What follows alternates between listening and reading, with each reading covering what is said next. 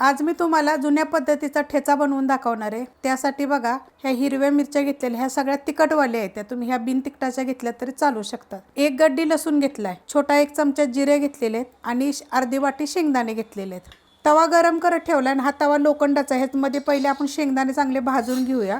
अशा पद्धतीत बघा डाग डाग पडस्तवर शेंगदाणे चांगले भाजून घ्यायचे। बघा असे मस्त असे भाजले। आता हे काढून घेते मी। शेंगदाणे काढून घेतलेले तर त्याच तव्यामध्ये आपल्याला मिरच्या भाजून घ्यायच्यात, पण मिरच्यामध्ये आपल्याला तेल वगैरे काहीच टाकायचं नाहीये। आणि मिरच्याचे काय करायचे, अशा पद्धतीत दोन दोन तुकडे करून घ्यायचे। तुम्ही जरी खाली घेतले करून तरी चालतील। मिरच्याचे बघा मी दोन दोन तुकडे करून घेतलेले आहेत। आता बघा हे गॅस मिडियमच आहे आणि मिडियम गॅसवरच मी एकसारखा असं डाग चांगले पडस्तोवर आपण या मिरच्या भाजून घ्यायच्यात। मिरच्या बघा अशा पद्धतीत डाग पडले पाहिजेत असे, म्हणजे हा जे खरडा आहे ना खूप दिवस टिकतो आणि दुसरी गोष्ट चवीला एक नंबर लागतो। आता ह्याच्यामध्ये लगेच आपल्याला लसूण आणि जिरं टाकायचे। आता हे पण ह्याच्याबरोबर एक मिनिटभर परतून घेऊया। गॅस बारीक केलेला आहे, मिनिटभर परतून घेतलेलं आहे। आता आपण ही खाली उतरून घेऊया। तवा बघा मी खाली उतरून घेतलेला आहे। आता ह्याच्यामध्ये आपल्याला मोठं मीठ टाकायचे, तर तुम्ही बारीक टाकलं तरी चालेल आणि चवीप्रमाणे टाका। आता हे आपल्याला पहिलं खरडून घ्यायचं आहे बघा चांगलं आहे। बघा अशा पद्धतीने बघा एखादा कॉटनचा कपडा पकडायचा आणि त्यांना असं बघा खरडायचं। खरडलं जातं, एकदम बारीक होतं बघा हे।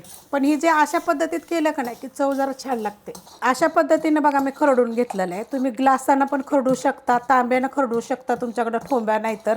पण तव्यात जर खरडलं ना तर मस्त लागतं। तर आपण ह्याच्यामध्ये शेंगदाणे जे भाजून घेतले होते ना ते मोठे मोठे कुटून घ्यायचे। आता हे शेंगदाणे जे मी घेतले होते ना भाजलेले, जे साल वगैरे काढायचे नाही, तर असेच बघा असे मोठे मोठे कुटायचे, एकदम बारीक असे कुटायचे नाहीयेत। शेंगदाणे बघा मी कुटून घेतलेले आहेत। तवा बघा गॅसवर ठेवलेला आहे। ह्यात आपण या मिरच्या खरडलेल्या आता हे एका साईडला करून घ्यायचं आणि ह्याच्यामध्ये एक चमचाभर तेल टाकायचं, छोटा चमचाभर टाकायचं आणि गरम होऊन देऊया। तेल गरम झालेले त्याच्यामध्ये आता हे शेंगदाणे आपण जे भाजून घेतले होते त्याचे बिलकुल साल वगैरे काढलेले नाहीये। आता हे सगळं गॅस मिडियम केला आणि मिडियम गॅसवर आता हे सगळं चांगलं परतून घ्यायचं। असं एकसारखं असं हलवून घ्यायचं की जेणेकरून ही मिरची जी आपण बारीक केली होती आणि हे सगळं एकत्र झालं पाहिजे। अशा पद्धतीनं बघा चांगलं परतून घ्यायचं। शेंगदाणे कसे आहेत माहिती आहे का, मी तिखट मिरची टाकल्यामुळे शेंगदाणे मी थोडेसे जास्त टाकलेले आहेत, थोडे कमी टाकले तरी चालतील। परतून घेतले बघा, एकदम कडक असं परतलेलं आहे। ही 8 ते 10 दिवस भरपूर दिवस असा टिकतो, चांगला मस्त लागतो। करून बघा। आणि ह्याच्यामध्ये तुम्ही शेंगदाणे थोडे कमी टाकले तरी चालतील, एक नंबर लागतो खायला। तुम्ही ज्वारीची भाकरी, बाजरीची भाकरी, वरण भातावर खाऊ शकता। रेसिपी आवडली की लाईक करा, सबस्क्राईब करा, कमेंट करा